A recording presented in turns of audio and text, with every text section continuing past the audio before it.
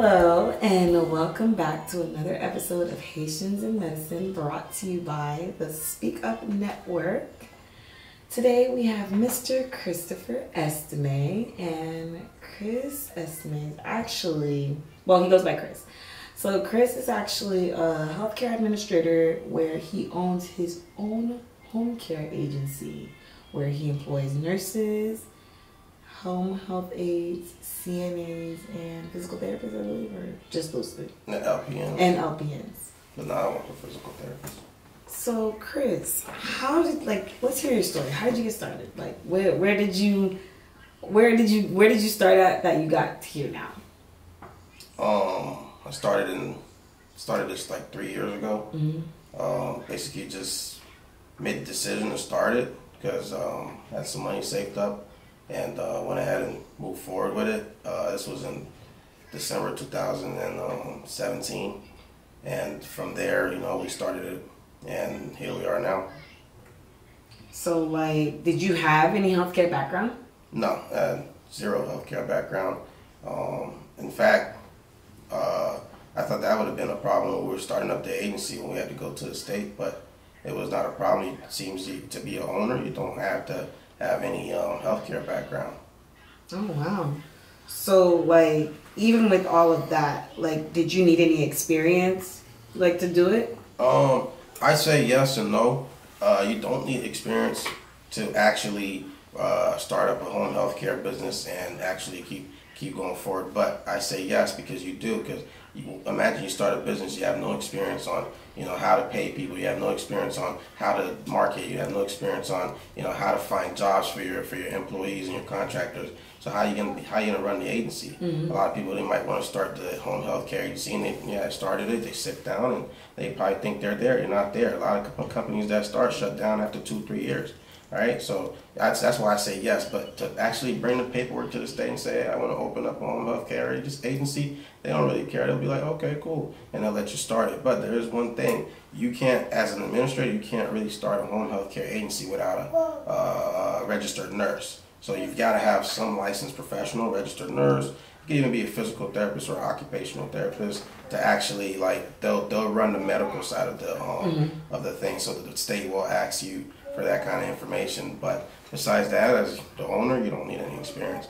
But I'd say you're going to need some type of experience. A lot of people that do HR work, office work, and even management in fast food restaurants like I used to do, that helps out a lot because it builds your customer service. And at the end of the day, when you're running a business, customer service, marketing, two top things that I really focus on. Those two things is what really runs a business. You know how to market to your customers, and you know how to provide good service. Definitely. I remember when you used to be a manager at KFC back in the day. Yeah, I used to be a manager. So what sparked your interest into doing specific home care? What really sparked my interest is I just didn't want to work anymore. I was a manager for 5 years at KFC, and when I was going on my 6th year, I said, "Whoa, hold up! I'm not gonna be a manager here forever," because all the managers that work there, they work there for 10, 12, 13, 15, some even 20 years. So I'm like, if I get stuck over here, what am I gonna do? I'm just gonna be stuck over here, Plus, I didn't even have a degree at the time, so I was like, let me wait it out, and so I saved some money. I started saving money since 2016. By the time I quit my job, I had like $18,000 saved, and from there, I just used that money to build the company, and it was not enough. That's like a measly amount of money to even start it. I thought that was enough at first, but it wasn't enough. But it got it started. Yeah, wow. The thing is that some people don't understand, they think that you can just wake up and do this. No, this takes a lot of planning. So what were some of the planning that went into just saying, what was some of the planning from the time that you said, I want to do this, to when it actually came to fruition? What was some of the planning you said? Yeah, because you said 18K wasn't even enough.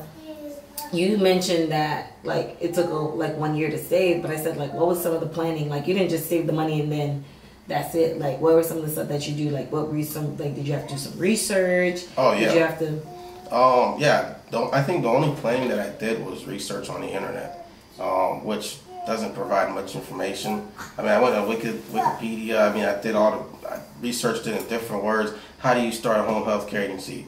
What do you need for a home health care agency? A home health care agency, how do they market to their clients? So I'm asking Google all these questions, and they're giving you the basic answers, you know. And I feel them because, like, you know, nobody's gonna give them, like, the internet's not gonna give you the right hand on how to make money.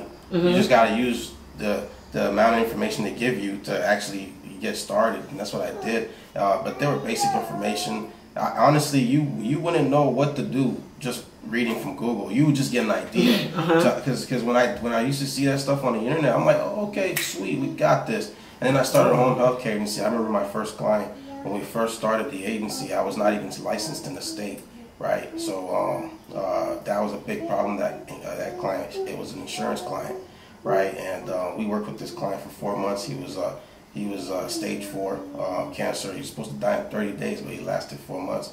And when it came to billing, you know, I had to bill the insurance. The insurance was asking me for my license, my state credentials. I didn't have no state credentials.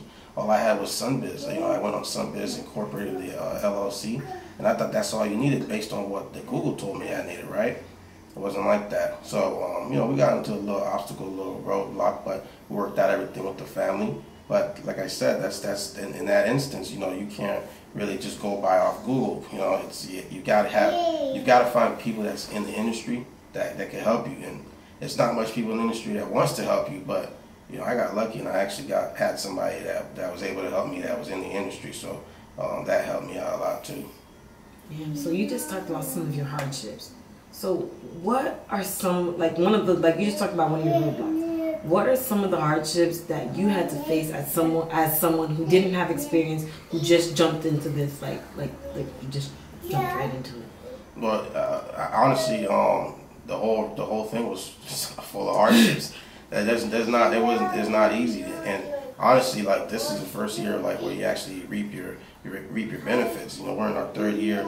You know, before that, it was tough. Like, first year's tough, second year's tough. Some of the things, you know, attaining clients, we didn't know how to do it. I had to pay a consultant $8,000 over the course of 2 months to find out how to actually obtain clients, right? And the thing is, he was ripping us off. You know, he was ripping me off with $8,000 we had to pay him. And come to find out, he wasn't doing much. He was supposed to be some CEO wizard and stuff like that. But you know, we learned from that experience when we spent that. He actually got us into a source that could connect us with clients, right? So, you know, at the end of the day, I look at it as, okay, I took an $8,000 loss, but he actually brought something to the table, right? So that's what finally opened the doors after, like, I think 11 months of starting the business. That's when we started obtaining our clients. What we was doing before that, I was marketing on Craigslist. I was marketing on Facebook, not Instagram much, not Twitter, but like Craigslist, Facebook to get clients. But that's not how you get them, right? You want to be in if you're in the medical field, you want to be where the medical people are at, right? You want to be in hospitals, you want to be in outpatient centers, you know, you want to be in discharge centers, you want to be talking to case managers. And that's what you learn over the course of the years that we've been in business. But when you first start that, you just like, I'm going to do this, I'm going to get on the internet, I'm going to show everybody, you know, some signs and they'll call me. It's not going to happen like that. People are not just going to call you. We didn't even have a Google My Business page set up, so we had no reviews online. So I was marketing my business to people. We was talking to leads and talking to referrals, and nobody really wanted to sign up with us because we didn't have no online views or online presence, you know. And I mean, eventually, you know, I figured that out. I'm like, wait, whoa, let me get some online presence. So we started putting stuff online like that. Now that's one of the things that I do on a daily basis. Like, you've got to keep your online presence current. You know, right now on our website, I even got the coronavirus numbers every day. I'm going on the website, I'm adding the numbers. When the state adds numbers, I add the numbers. So when people go to my website, they're like, whoa, this guy's up to date on everything. So we actually had somebody call us last week, and they liked that, and you know, they went ahead and signed up with us. But you know, it's tough. The hardships is really tough because it's 627 agencies just in South Florida. Oh wow. Yeah, so you know, competition is crazy, but South Florida is a gold mine for this kind of stuff, right? The competition is crazy though. So you gotta figure out what everybody else is doing, and you gotta actually beat them, right? And how do I do that? You know, I can't beat everybody, but what I do to actually, you know, try and beat my competitors is I put myself out there. You know, as an owner, I put myself out there. Most of the owners, you don't see them. They already made their money, so they're they're probably in the back end. They got the RNs working for them. They got this and that working for them. My clients, they contact me directly. They talk to me directly. I'm there when they need me to be there. Unlike other agencies, That's true. Office staff. I don't want office staff talking to my clients. I talk to them. I want them to feel comfortable. They talking to the owner. I make the last decision, right? Unless the office staff taking them around and I'll call you back and let's see what happened. No, tell them call me right now. I'll handle the problem. What's the problem? That's what I do. So I try to offer myself as a benefit.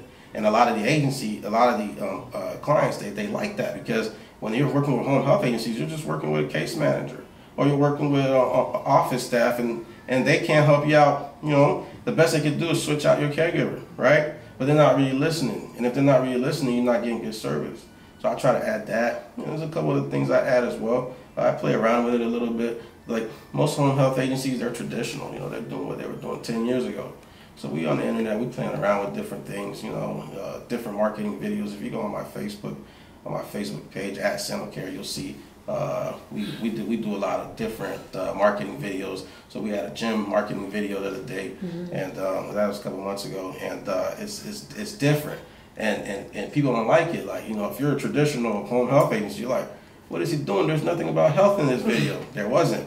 And I did that on purpose. It's a subliminal marketing. You want to get your sign out there. You want to get your logo, right? When you see Red Cross logo, you're like, oh, that's Red Cross, right? You see Pepsi's logo, you're like, oh, that's Pepsi, right? So what I want to do is I want to make sure, like in this market down here in South Florida, whenever you see that Care logo, you're like, oh yeah, that's that home health agency, right? A place for mom, big business, right? Yeah, you've heard of it, right? That's because the logo is everywhere. So it's subliminally in your subconscious. You don't even know it.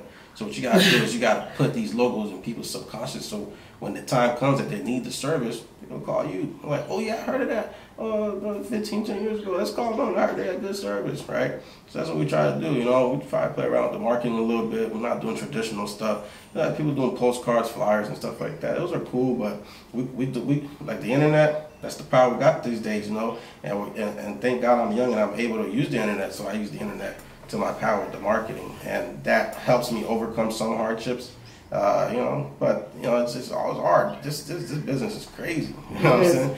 It's really crazy. So like you just explained how the business is crazy. How do you keep afloat in a business like this? I know, man, a lot of people ask me that. Honestly, I don't even know how to do it.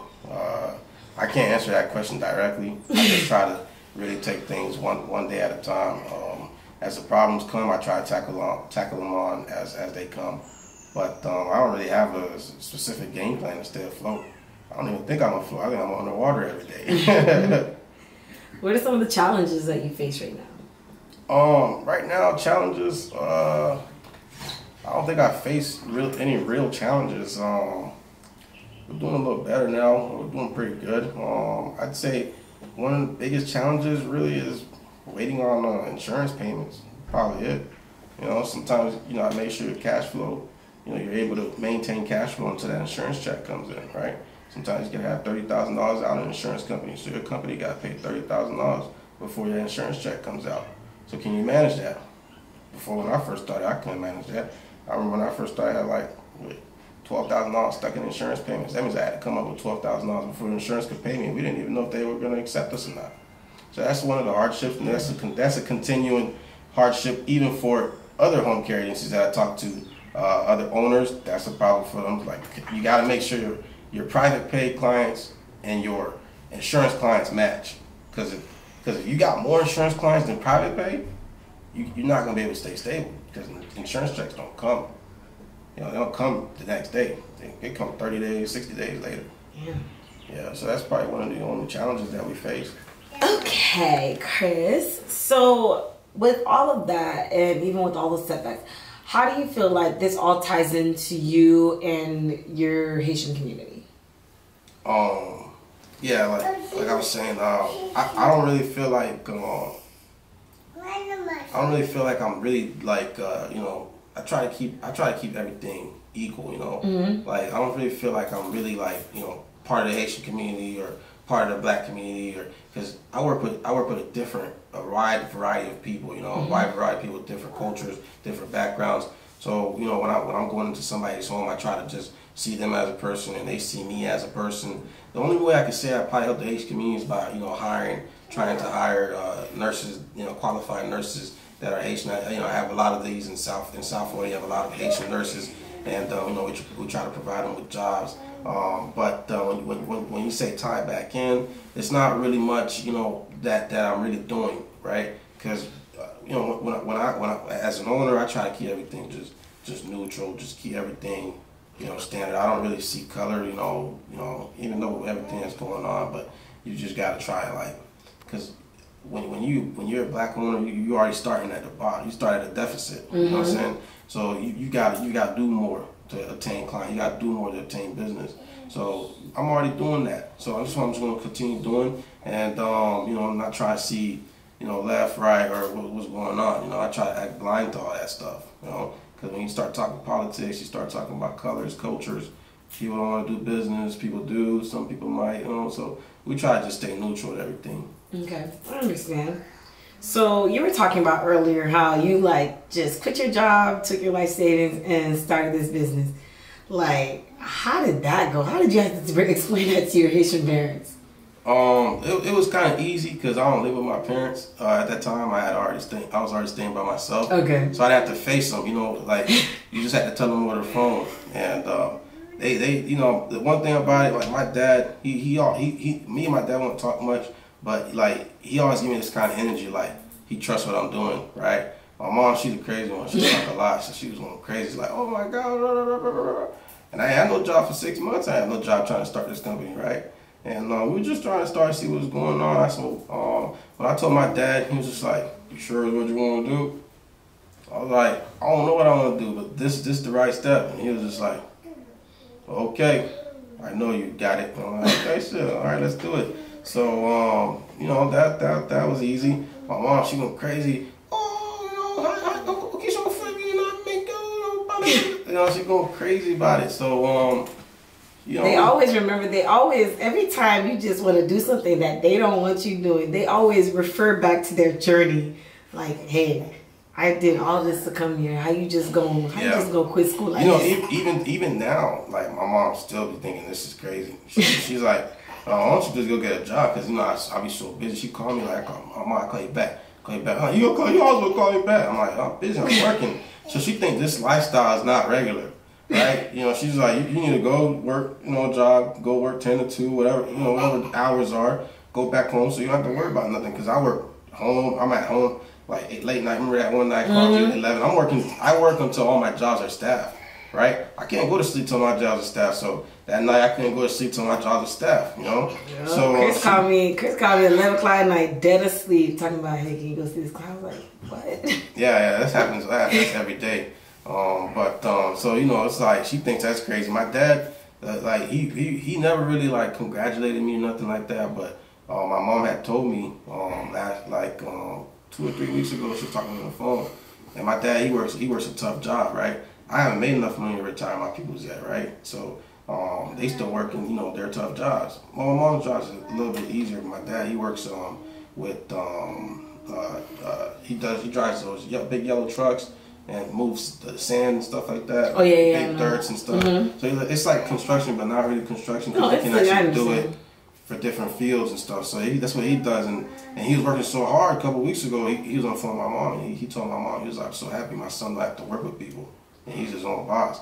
So that's the only form of congratulation that I got from my dad. When my mom told me that, I was like, what? I told him, I said, Mom, what he said? Because I wanted her to repeat it, because, bro, he never told me, like, bro, I'm working so hard, man, never told me, like, I like what you're doing, you know, you're working harder than what I was doing. Parents for you. So I like me, that actually was a fuel, bro. Like, when my mom told me that, I was like, yo, I gotta keep going hard. Like, cause I mean, I'm working hard, but I feel like, you know, like, I'm just working hard for myself now, for my family that's coming up, right? So I never really thought I had, like, you know, support from my parents, and I don't, you know, not that much support. So, but hearing that my dad said that, you know, I was like, oh, okay, so let's keep going, you know, we'll stop. Let's get this money.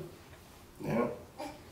So, as a healthcare administrator and as someone who's running a business like this, how do you keep yourself developed professionally? Like, are you, like, what degree do you have? Like, are you, like, trying to always gain certificates? Do you attend conferences? Like, do you network?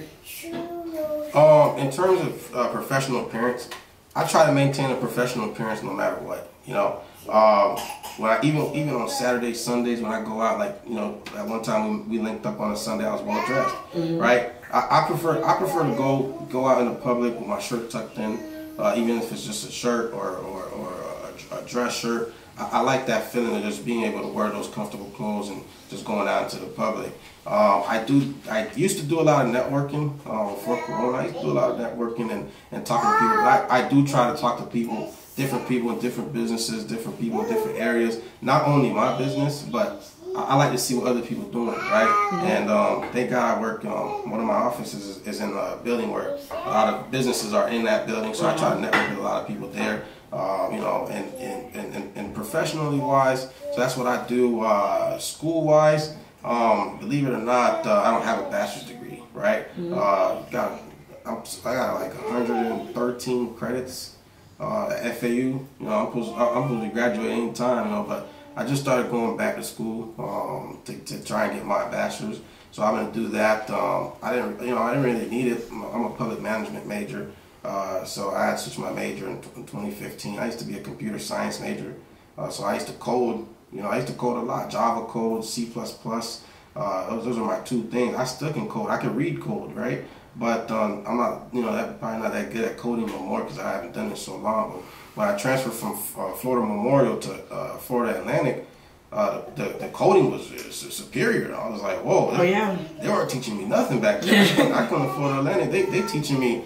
I'm like, this is real coding. So I had to get out of there because I had a C. My first coding class, I had a C in there. I never had a C. I was getting A's and B's at Florida. And in fact, I was getting like mostly A's. I left Florida Memorial with a 3.8 GPA, 3.8 GPA, right?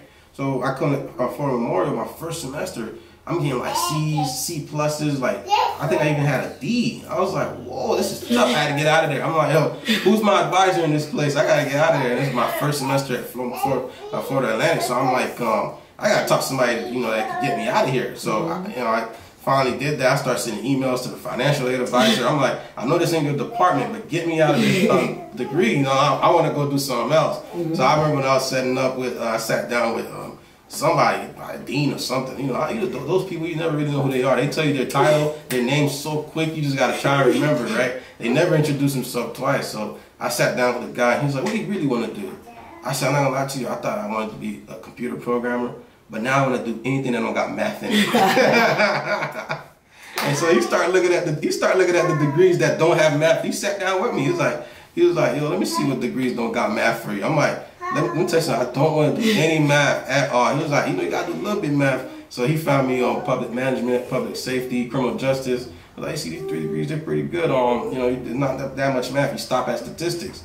I'm like, statistics? Golly. I'm like, that sounds like a hard math, you know? But I was like, you know what? All right, no problem. I'll go ahead and take on public management. So I switched my whole major. I didn't even know what public management was. It's not until I went home and I started looking at on the internet. I'm like, what can you do with a public management major? So I'm like, oh, okay, yeah, it's not too bad. Yeah, I like this stuff anyway. So I did that.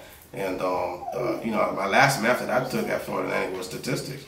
And it was easy. I had A in statistics. It was the easiest math ever. You just gotta make sure you follow the trend. I was like, hey, there's no real math here. Follow the trend. I'm good at following trends. So I was making it happen on that. But yeah, professionally, you know, you just gotta keep everything mutual. You know, stay away from the internet, right? You don't want to argue with people on the internet. That's not professional no more. You know, like back then, yeah, you could argue, but when you trying to do something in the world, you see people arguing on the internet, you just kind of it might hurt your nerves, but you just gotta just look at it and keep going, you know, and you know, talk about it with your friends because sometimes you gotta spit it out and let you know how you feel, right? So that's just that. So what advice would you give to someone who wants to do what you're doing and they see you as a success and a blueprint? I would say, I mean, I wouldn't look at myself as a success. No, like I'm fighting every day. Does. I mean, yeah, what I would say is, you know, you gotta figure out if this was something that you really want to do, right?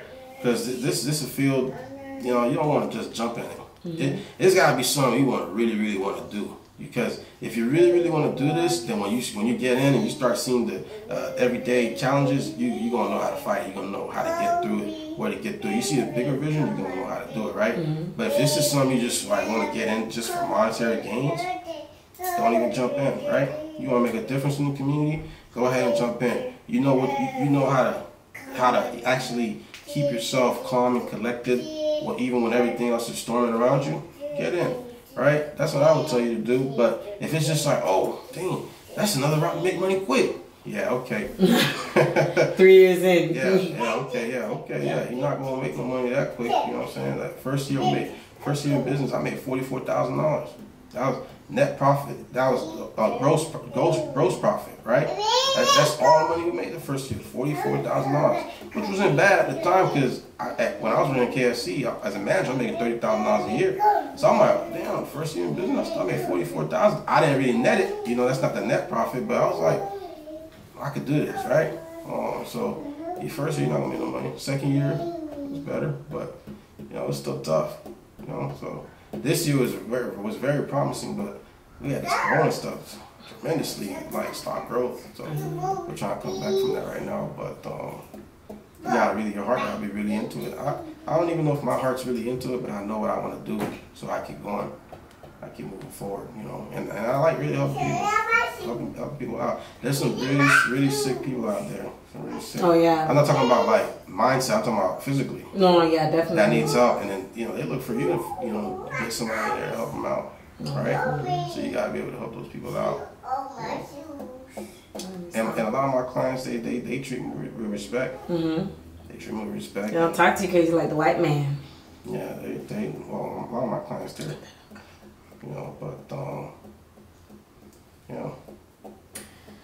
Thank you, Chris, for coming today. So, Chris, let the people know where they can find you or your business on the social media. So everything's Senocare, SENOCARE. So you can Google us, like our Facebook page, our website, Senocare Now. If we have any RNs listening, I'm always hiring RNs. Yes, he is. I like RNs that are motivated and smart, not the lazy ones. I don't like any lazy people. So if you're looking for a job, CNAs too. If you're a CNA, you're trying to get your RN license, give me a call, see what we got. But if you're RN, we like that. We hire RNs as much as we can. Hire me. Definitely. Nehemie, she's been really good. She's been helping me out. I don't know how they made it without Nehemie right now. She came in 3 weeks ago, and we just started getting bombs everywhere. So she's been fitting in where she can. So it's very helpful. I like people like that, that help me. I got a lot of my RNs. They love me. They're like Chris. So they help me out with a lot of situations. And most of the RNs that work in home care work at a hospital, so their schedule is limited, but they try to come in when they can. So it's good. This is the Haitian Medicine Podcast brought to you by the Speak Up Network. Make sure you follow us on Instagram at Haitians in Medicine and on YouTube at Blood Knows Best. We are on iTunes, Spotify. Thank you for listening.